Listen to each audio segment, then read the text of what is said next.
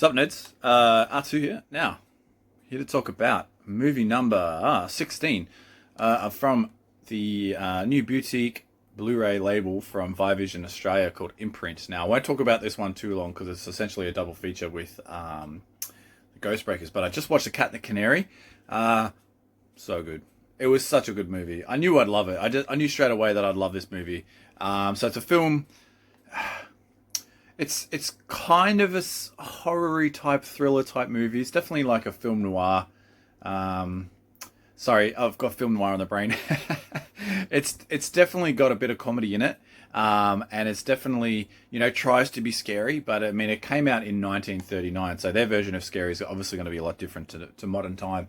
But there were some really creepy elements in it. I mean, the set design was fucking amazing. Like, it looks so good. I mean, you could tell it was a set, but I mean, it just looked awesome. Yeah, it looked great. It's a 1080p presentation of the film. And this looks so good. This looks so much better than A Day of the Locusts. And that came out 40 years later. The quality is amazing. It was really, really good. They had I noticed something at the start, like, because it's set in a swampy bayou or something.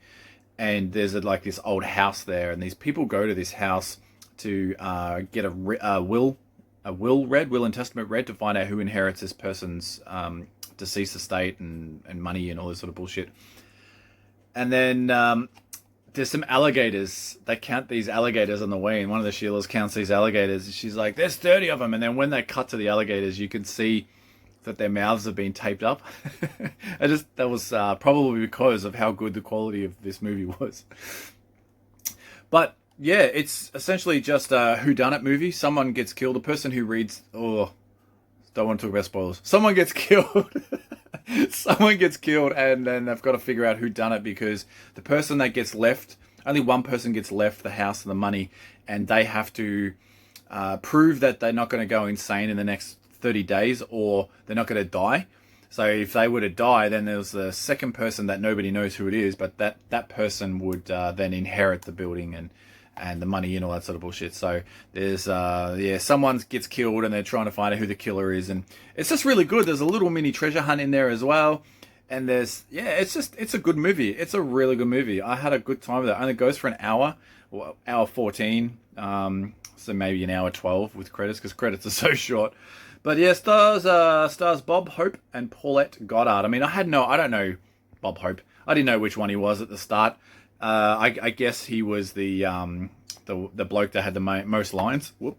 So yeah. But yeah, this was a really good movie. Had such a good time with this. I'm so glad I skipped Winslow Point. Fuck that movie. And went straight to this one. I'm looking forward to checking out the Ghostbreakers. I have a feeling that's going to be even better than this one. So let me know in the comment section if you've seen this movie, what you thought of it, because I'm generally interested to know what you thought.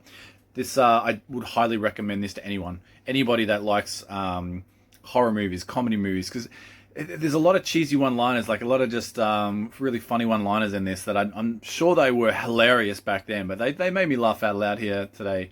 A little bit of lingo I didn't quite understand, because I mean, it is a 1939 film, but you certainly get the gist of it. And yeah, it's such a good movie, man. I'm so glad. These are the sort of films I want Imprint to release. Yeah, more of these, please. But as of filming this video, there's a Wave 5 gets released, I think tomorrow or the next day, the 27th. Woo. Anyway, Cat and the Canary. Definitely check this out, guys. It was such a good time. Yeah, cheers.